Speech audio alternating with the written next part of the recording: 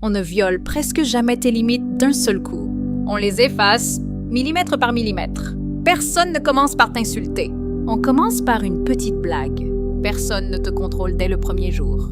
On commence par « Tu peux me prévenir quand tu rentres? C'est juste pour moi. » Tu crois que ce sont des détails. En réalité, ce sont des tests. Et si tu ne les vois pas, tu es déjà en train d'échouer. Un manipulateur ne cherche pas l'amour. Il cherche le pouvoir, mais le pouvoir ne s'impose pas brutalement. Il s'installe. Le micro-test. Tout commence par quelque chose de minuscule. Un retard volontaire, une promesse non tenue, un message ignoré. Il observe, pas pour comprendre, mais pour mesurer. Il mesure ta tolérance. Il mesure ton silence. Il mesure ta peur de déranger. Si tu excuses, il avance. Si tu justifies son comportement, il comprend que la porte est ouverte. Chaque absence de réaction est une autorisation. Tu crois être patient. Lui voit un terrain exploitable. 2. La normalisation progressive. Le cerveau humain s'adapte à tout, même au manque de respect. C'est le principe de la désensibilisation. Au début, ça te choque, puis tu rationalises. Il est stressé. Elle a un passé difficile. C'est moi qui suis trop sensible. Voilà le piège. Le manipulateur ne détruit pas tes limites. Il te pousse à les redéfinir, et chaque nouvelle définition est plus basse que la précédente. 3. Le test émotionnel. Un manipulateur teste une chose essentielle. Ta peur de perdre. Il provoque une distance soudaine, un silence, un changement d'attitude. Il veut voir « Vas-tu courir? Vas-tu t'excuser pour une faute que tu n'as pas commise? » Si oui, il vient de découvrir ton point faible. Tu viens de lui offrir la carte de ton système nerveux. 4. Le test de culpabilité. Il fait quelque chose qui te dérange. Si tu oses protester, il renverse la situation. Tu exagères, tu dramatises. Tu es trop compliqué. Ce n'est pas un accident. C'est un test de résistance psychologique. Vas-tu défendre ta perception? Ou vas-tu douter de toi? Si tu doutes, il sait qu'il peut réécrire la réalité. 5. Le test public. Parfois, le test se fait devant les autres. Une petite humiliation déguisée en humour, une confidence révélée sous prétexte d'innocence. Il regarde ta réaction. Si tu souris pour ne pas créer de tension, il sait que ton besoin d'acceptation dépasse ton besoin de respect. Et c'est là que le contrôle commence. Le vrai mécanisme psychologique, un manipulateur fonctionne comme un hacker.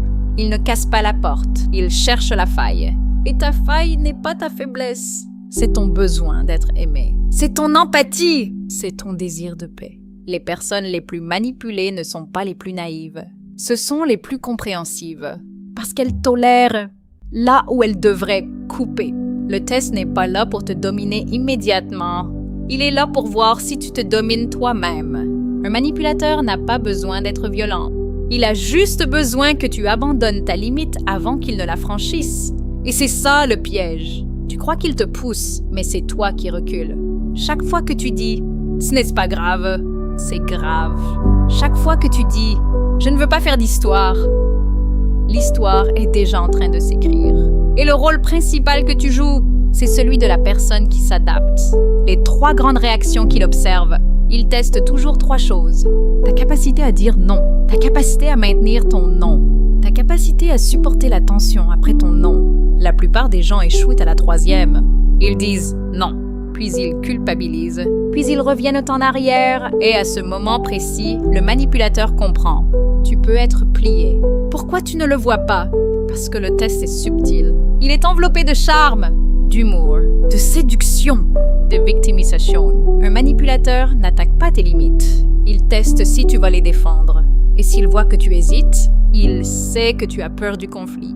Et celui qui a peur du conflit accepte l'injustice, la conséquence invisible. À force de petits tests acceptés, quelque chose change. Pas chez lui, chez toi.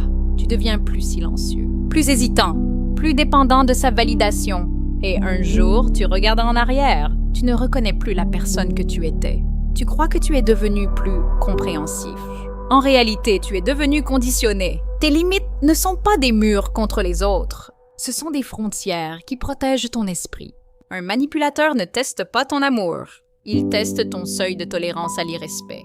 Et si tu veux comprendre en profondeur comment ces tests fonctionnent, si tu veux reconnaître chaque technique, chaque inversion mentale, chaque piège subtil, dans mon e-book Manipulation totale, je décortique précisément ces mécanismes.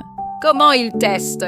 Comment ils avancent? Comment ils t'installent dans une position de dépendance? Et surtout, comment inverser le jeu? Parce que la vraie puissance ne consiste pas à contrôler, elle consiste à voir clair. Souviens-toi de cette phrase. Celui qui protège ses limites dérange, mais celui qui ne les protège pas disparaît. À toi de choisir.